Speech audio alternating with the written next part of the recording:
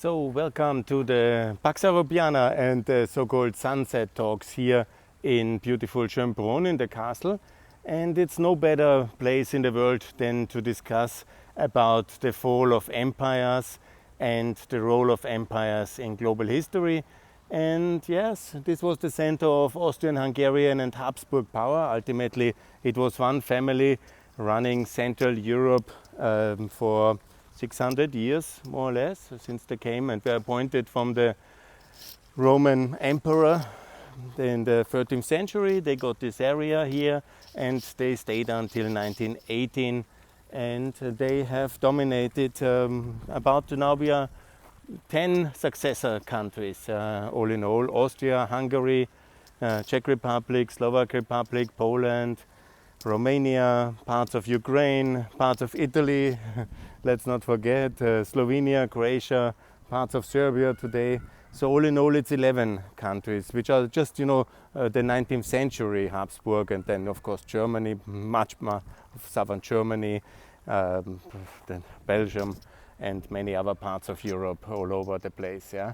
So this empire came to an end because it was not institutionally flexible enough. It lost the war, started this terrible First World War. But let's not go too much into history. What I want to talk is very much what is happening today about the fall of Afghanistan and the Afghanistan empire in a sense. Because empire can be big and small, the definition depends much more if they are held together only by force, by internal and external brutality, and one group is dominating without consent of the rest, the others. Ultimately it was one family in that case, the Habsburg family, and there was one ethnicity, obviously the German-speaking ethnicity, and they dominated the rest of the empire, and there was no too little consent of the rest. And once it was because of these external enemies, Russia and Turkey, especially the Ottoman Empire. And so this external threat and the internal brutality held this empire together. And the same can be said about every other empire. And they can be small and they can be big, and they ultimately will all fall. Just to make it very clear, America is no empire. They had maybe some imperial tendencies and some imperial adventures in the Philippines or in Nicaragua, but it's not an empire. It's a federation of free people and a state union. The European Union is not an empire, and both of them will survive for the long term. The United Kingdom is a bit in a kind of a more difficult past and present. They have this English domination of the rest, and they are in this existential crisis now after Brexit. Yeah.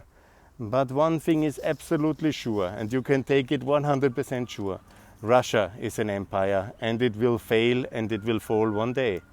Because this kind of authoritarian rule of the Russians against everybody else in that empire, it will not stand, it will not last.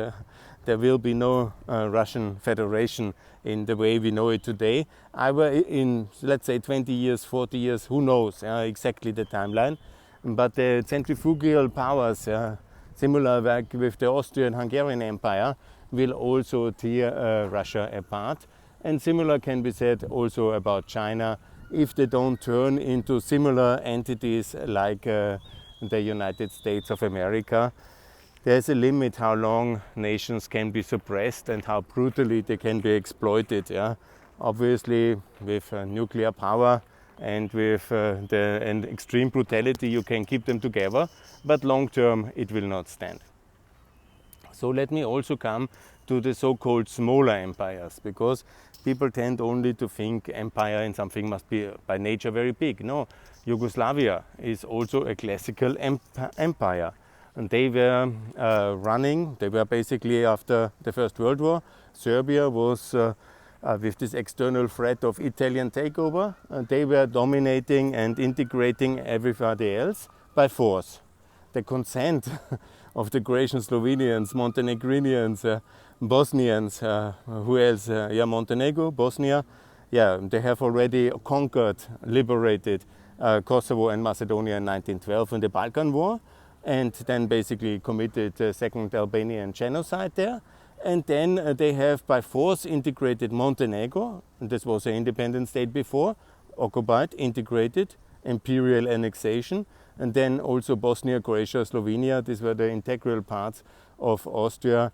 In the case of Bosnia only recently, and one of the key contentious issue between Serbia and Austria, obviously. And in the case of Croatia and of Slovenia already hundreds of years, obviously, that was the case. So that was an empire, and it fell like all empires will fall under internal divisions, under the inability of the ruling elite from one ethnicity to share power on a somehow serious basis with everybody else. And then of course the external threat falls away, and then everybody falls among each other, and then it got dissolved in a very bloody crisis.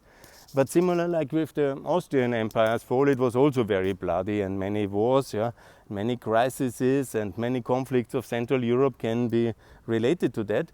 But ultimately, if you make an opinion poll today, if anybody would, from the 10 successor, or 11 if you include Northern Italy, if you make a poll, if anybody would like to have the Austrian-Hungarian Empire back again, I think not even in Austria anybody would vote for it, not even a single person. So, it's like this. And when you look back in Slovenia, so in the case of Yugoslavia, all the 7 successor states live now much better than they have ever lived in Yugoslavia. Obviously, there is some kind of nostalgia, especially in the ruling elite of Serbia. But anywhere else, it was a disaster state, and it's good, it's gone. And nobody cries for that, besides some kind of lunatics, crazy people. So that is also the history when you look back then in the future on other empires. I use the word empire now in this term for states, and I will now come to the very topical points: Syria, Iraq and Afghanistan. These are typical products of empires. In the case of the British Empire or the French Empire, the empires at that time, after the Ottoman Empire, in the case of Syria and Iraq, it was divided, and then the French and the British have shared the spoils and created these new states. Iraq in the case of the British, and Syria in the case of the French, and Afghanistan is a bit different, but I will talk about it as well. And then they created the states, and the states they created in that way, like a typical empire. You have one ruling elite, one very powerful ethnicity and a family, like for example the Assad family or others, and then you empower that one to exploit the rest. And that's a typical empire. It's a smaller one, but it's not the size, it's the governance style which matters. And you also give it some kind of regional ambition with it, because such an imperial kind of system can easily be expanded. And so this was the system of Iraq and of Syria. And it was always held together only by internal maximum brutality and force, and similar like all empires. So then, and here comes the big misunderstanding that I have with American policymakers in the Middle East policy, and I've voiced that many times whenever I met an American since 2003, because I was in favor of the liberation of Iraq. That was, of course, very bloody and painful, but I was in favor. But I was not in favor of keeping Iraq as a state. That was the big strategic mistake.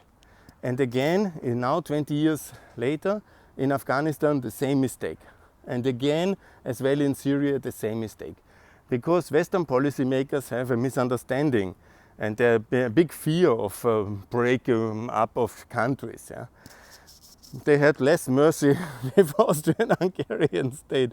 America basically decided in 1918 that this country no longer is needed and was gone. Maybe, okay, that was a wild decision, and then later it led to the fact that the Americans have been very careful with the dissolution of the Soviet Union. We have to also mention the Soviet Union when it comes to dissolved empires, and with Yugoslavia it was very bloody. And then this experience has led American policymakers to be extremely reluctant when it comes to the dissolution of states. Look, of course, states are very serious. You have to be careful. You cannot just Not everybody has the right for a state, and it's not justified in all cases. Yeah? It was very justified in the case of Kosovo. It's not justified in the case of Catalonia. I've mentioned it many times, because the question is always, what is the actual situation of that minority in terms of human rights? What's their viability? What's the security situation long term? And what is the level of state they will create, and what kind of state that will be? Will it be a peaceful part of the international community, or will it be a disaster? These are the 4 questions to ask when you decide, is it reasonable to recognize a state? So Kosovo, very good. There was a genocide, it was stopped, and then the state was working, we reconstructed it. Excellent. Yeah? Catalonia is in the European Union, no need for a new state. Yeah? The same is also true for Scotland. I'm against statehood of Scotland. It will only create problems. But here we come to the issue of Iraq and of Syria and of this beautiful place called Afghanistan. Yeah? This is of course very problematic, that then the unity of these states has become the prime war aim of America. And that led to the major problems we have now 20 years on. Because we should from the beginning have let this country tactically and strategically collapse into its parts and pieces. Not all, but along the existing district lines. All these countries had already, either from the Ottoman times, so-called vilayets, or they had some kind of internal gouvernats, or some other internal structural situation, along which you could have allowed the strategic splintering in new entities. Yeah? And these small, better states, then to tactically, strategically support into modern statehood. Yeah? That is much better, and that was working as well in the case of the Austrian-Hungarian monarchy, in the case of the Soviet Union, in the case of Yugoslavia, just to mention the biggest dissolutions of non-working big empires in the recent 100 years. And then to work on that level. But no, in 2003, the national unity was declared of Iraq, was declared a war aim. I mean, what a mistake. Yeah? And the Kurds, who they basically have their own state now in the north of Iraq, were not allowed to have their own state. Yeah? And the Shiites were not allowed to have their own state. Yeah? And the Arabs in the west were not allowed to have their own state. Yeah? Obviously, it would have been maybe complicated to divide it according, because Baghdad belongs to everybody somehow, and then the question of Mosul. Good. I mean, but that's a technical and important questions. I think when you see what happened afterward to Mosul, that we left it to the ISIS for 3 years, to complete disaster and genocide. Yeah? I wonder if it would not have been better to have a kind of straight line in the sand. Imagine that was exactly how it was created. It would have been more humane to do another line in the sand and say, here, this is Kurdistan, here, this is whatever, let's call it Shiitistan, but I'm against, in all terms, a new state should not have ethnic denomination, because it shouldn't be the state only for the Kurds, only for the religions of the Shiites, or only for the Sunnis. It should be a geographical denomination. Northern Iraq, whatever, southern Iraq, eastern, western Iraq, in that case. Yeah? And the same also then for Syria. Syria is now again still like this. The western part, west of the Tigris, is with America and protected by the Americans. Yeah? It's so logical to simply, Raqqa it's called. It was then liberated by the Americans, taken back from ISIS, and it would have been so logical to declare independence, and simply recognize it, have 2 states and also 1 northern state in Syria. That means 3 states in Syria. I personally am in favor of 6 states. I made a lot of noise on Twitter on that one.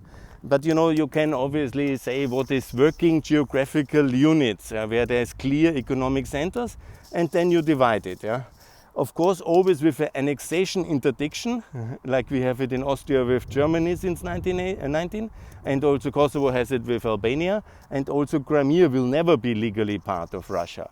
But independent states in a dissolution of Syria, dissolution of Iraq, and that's much more humane, much more better than what we have achieved in the last 20 years in these two countries, where we allowed basically then by intervening and making the national unity of Iraq our war aim, the Western war aim. We have basically allowed a big civil war to happen about the unclarity of power under our watch, and then we had to intervene again, and it was a complete mess, and then the ISIS got the north, and then we had to intervene again. That's the story of Iraq. And the future still is unclear, because the Kurds really want to go, and the division is really unclear, and nobody is really happy with Iraq. But it has a lot of oil, so they can buy some compliance and some reforms they can do, obviously. But recently it was not going too good, I think. Yeah? And in Syria, what happened? We didn't intervene, the West didn't intervene, to our eternal shame, neither in 11 nor in 13. Nor in 15 at all the possible crossing points. And Russia intervened then very heavily, supported its proxy regime, and created a terror state par excellence with millions of people fleeing and a complete disaster. So that is the story of Syria. And it's still not united, obviously. The people west of the Tigris, or is it the Euphrates, in case I make a mistake? No, the Tigris is in Iraq and the Euphrates. Yeah. West of the Euphrates, they are then totally against. They will never run under Assad, and it would be genocide to integrate them again. So what's the long-term plan of Western policymakers on that one? It's for me a mystery.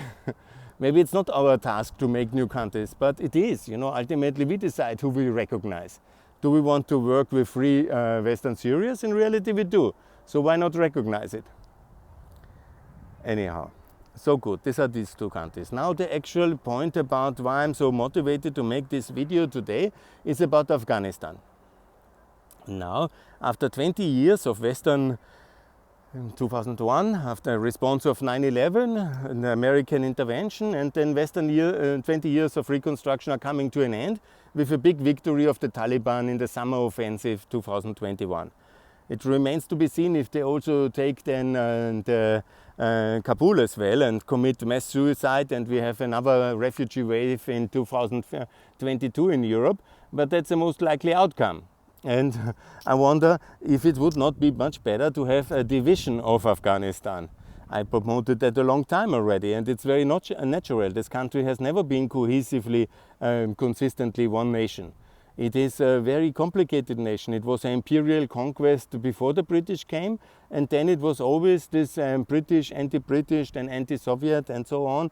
And so there was only this external enemy which somehow created some unity. But this is not a united country. There is not any kind of united vision of what Afghanistan should be. The Pashtuns never wanted it. They want just their religious extremist state. Yeah? And so that's obviously not acceptable. So ultimately now what they will do, they will come to Kabul, they will kill all the people who trusted us for 20 years that we are like all our values matter, and women should be educated, and school should be, children should go to school and not to war, and all these things that normality should be, what everybody in the world would understand as normality, decent public services, property rights, security. And they want all that to happen along their kind of extreme vision of the world according to Islamist extremism. And they say it openly. You can watch CNN, you see it very clearly. They will impose that, and they will be brutal. And many people will be killed or have to flee. People who trusted us, who believed what we say. People who think our values are valid everywhere. And people who thought that we are serious.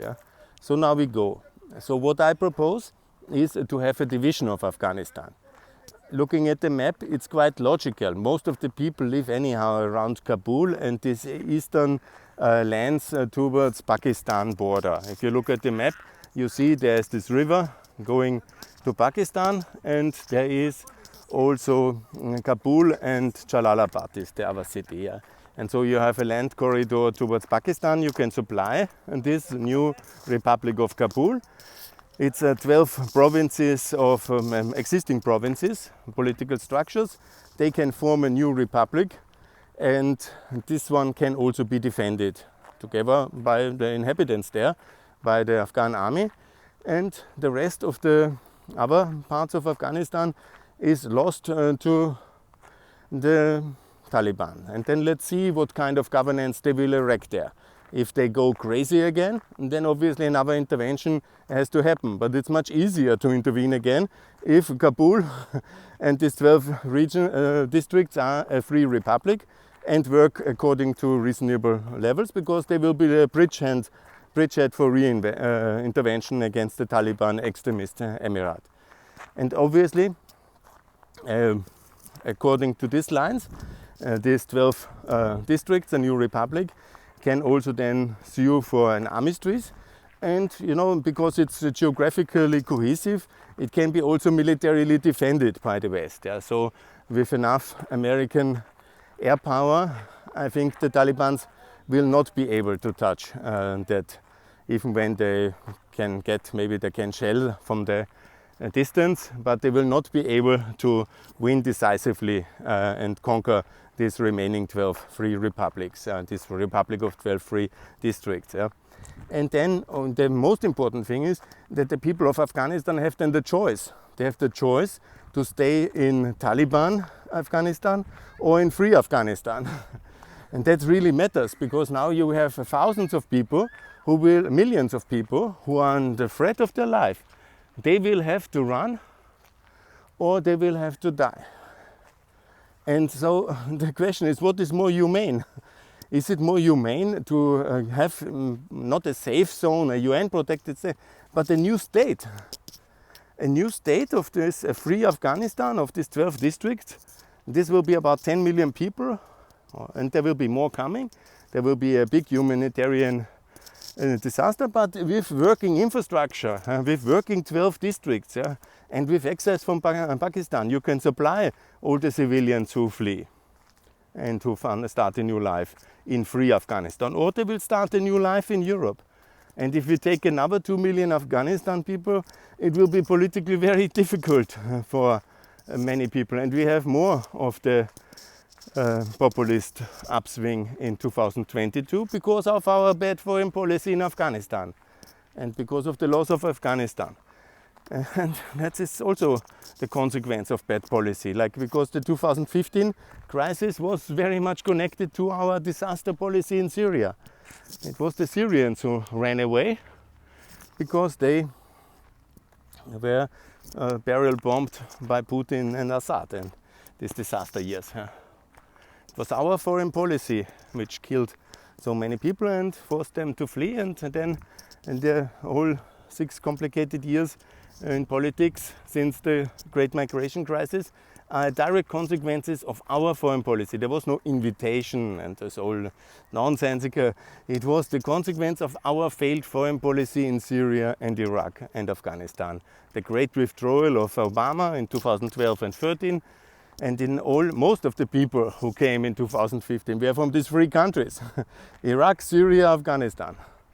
And today, again, in 2021, one of them is breaking down. The other one is already a total disaster, Syria, and Iraq is so-so. And still, we are in this mess. And what is our policy? Just, go, leave it. The POTUS, Biden says very clear, they have to learn to defend themselves. Obviously, they will not. Obviously, they will break apart. No, they will break down. The system will break down.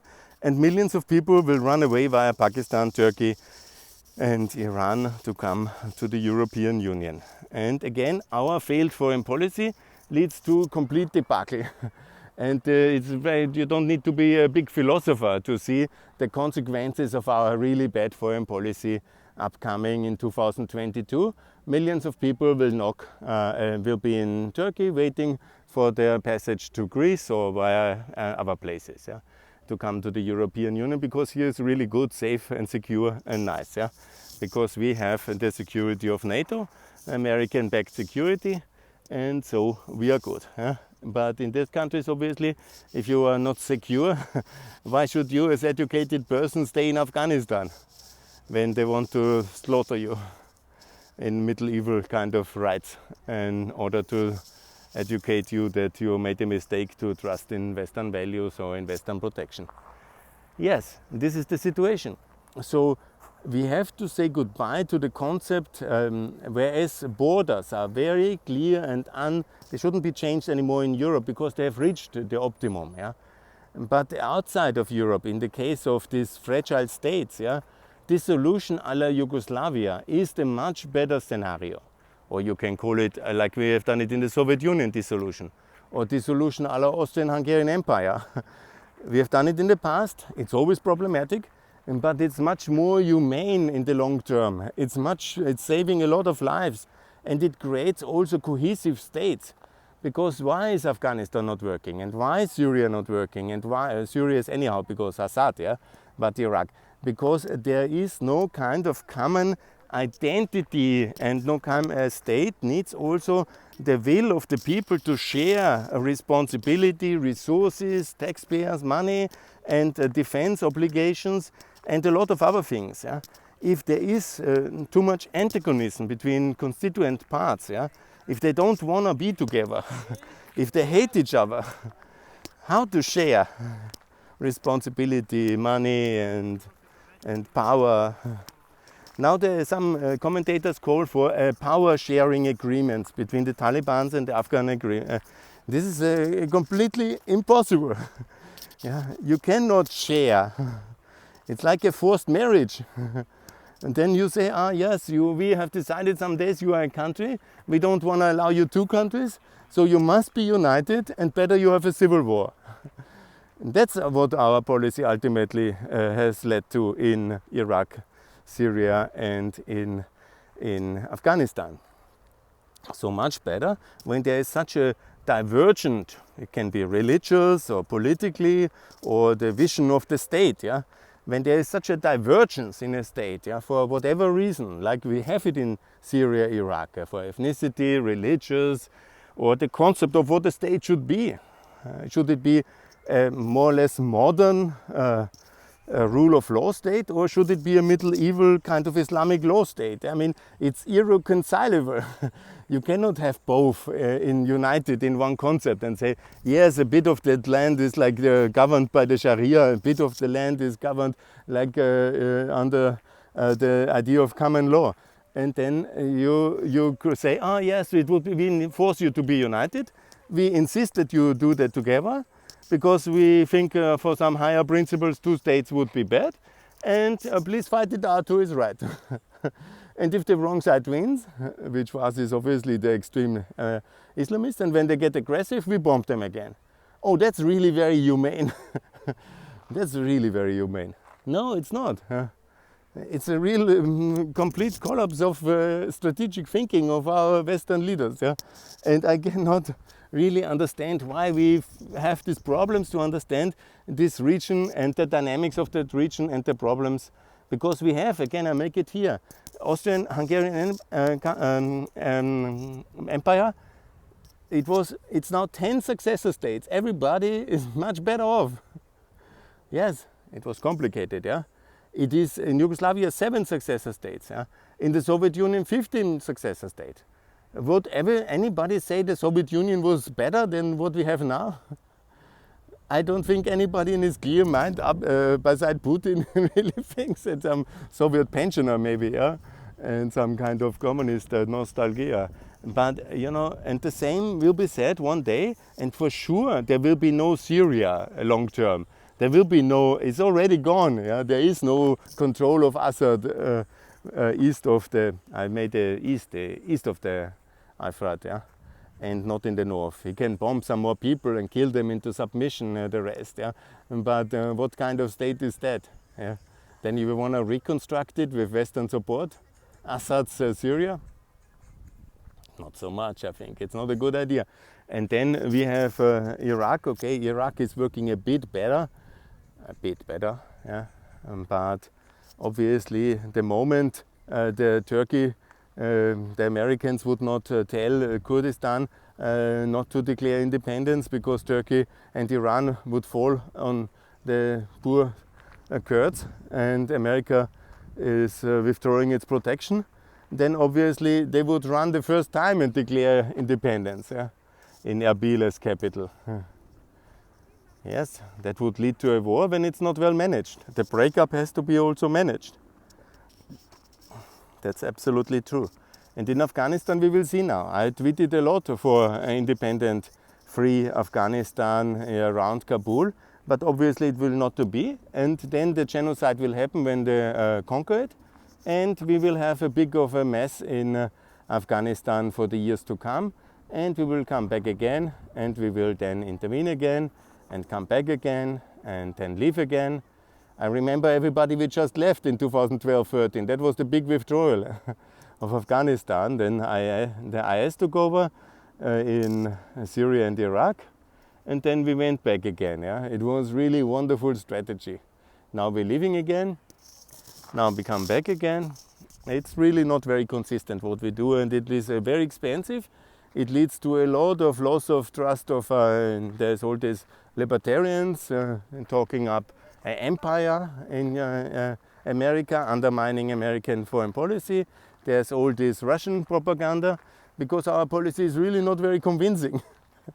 And our friends over there, they're also not very convinced.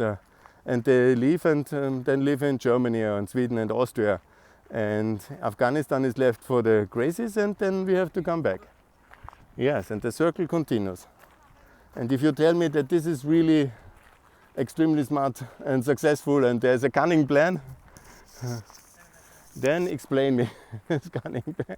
I would like to learn, and I would really like to understand what is our strategy in these three most important countries in the battlefields of the war on terror, which we have started after this horrible attacks on September 11.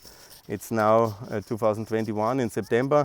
It is 20 years of the terror attack and these horrible things which happened on September 2001, and then strike by strike.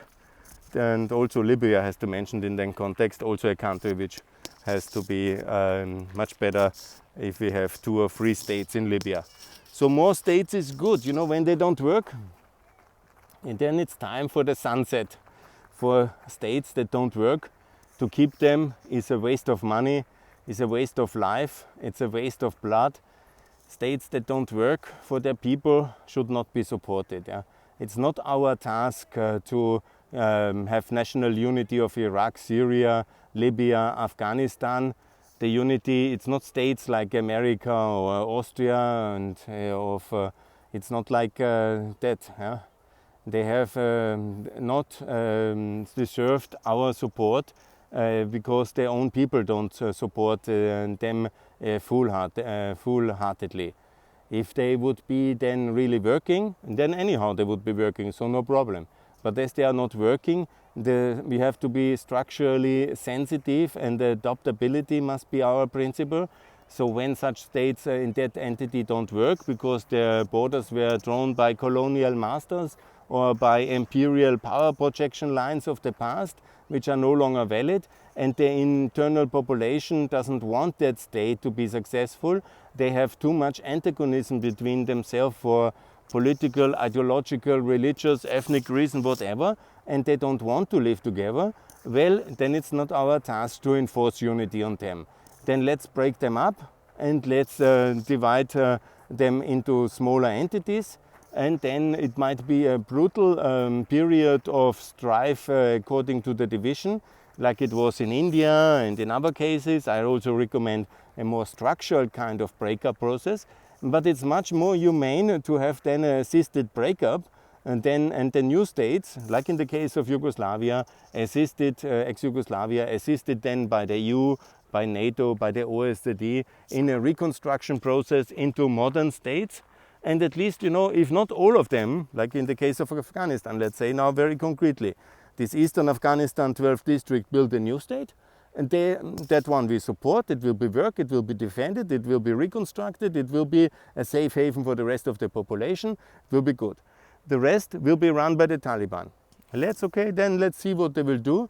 If they are exporting terror, if they are really a disaster, another intervention, and then maybe 2 or 3 other states. Yeah? But at least about 12 million people will be free and live decently, in security, in prosperity. Don't have to run to Europe. It's much better strategy than what we have currently, either going in or running out or just in and out, as if Afghanistan would be forever on the landscape. And it's such a big task for the West to have a state like Afghanistan, because national unity of Iraq, Syria, Libya is suddenly turned, and we are basically, in many ways, we are from a liberator. By adopting the state unity as an objective of our strategy, we turn into an occupier. Yes, this is what happened in Iraq and Syria and in Afghanistan. We turned into the allied of occupying elite, and then there was insurgencies against us, because there was no consensus to have that state in that way, run that way. And so we are turning from liberators into occupiers so fast, and that is just because we never really, we saw a map on the, yeah, it was like that. Why it was like that, we never discussed, we never cared, and then it happened that it was suddenly our task, because somebody told us, the task is unity now, and we do it. And so we turned into an occupying army in Iraq, Syria, and then Afghanistan. And the revolutions against us, the insurgencies, were very brutal. And then when the cost was too high, the offer was just to leave instead of any plan, leaving. And so it was a complete disaster. And we are now at the moment in a complete disaster again. And that's very big tragedy, and I'm highly disappointed that we don't have, because I'm having 15 years now, since 2003, this debate about ending Iraq, ending Syria, and ending Afghanistan. And I just, everybody says, "Kantar, that's very dangerous. Oh, you're very dangerous, man. Oh no, and it's such a great country, so we need to have it." No, it's not necessary. There can be many new countries out of these 3 countries, probably 10, and the world will be a much better place, and the people there will live much better and much safer. We save trillions of taxpayer monies if we would have followed my concept, and hundreds and thousands of people would be still alive and could now be still saved, and the new countries would be much better if we change our philosophy concerning fragile states and the dissolution of this kind of ex-imperial minor states like Syria, Afghanistan, and others. There's also others in that category, Sudan and others, and anyhow that is also Somalia, Ethiopia. But it's not so many, it's about 10, and then we reach about 230, and then we wait for the fall of Russia. There will be more states as well coming out of Russia over time. And for this we also have to prepare the debate, because one day then somebody will say, yes, Russia is such a wonderful state, now they have a crisis, we really have to keep Russia, it's very important. Yes, extremely important. American and European soldiers should definitely die for the unity of Afghanistan, Syria and Iraq, and they should die for the freedom to stop genocide, yes, to help these countries, and their people, but not their unity of that kind of imperial constructions. No. Get them in, stop the genocide, basic security, see what is the political situation, then recognize different entities and make sure that at least partially there is reason and working sustainable entities established, and then support these smaller states, turning terrible horror imperial states into smaller good working allies and working states. And that is a better strategy than what we do the last 20 years in the war of on terror, because we just breed more terror with injustice and with non-working strategies, and that's really very expensive and foolish to do.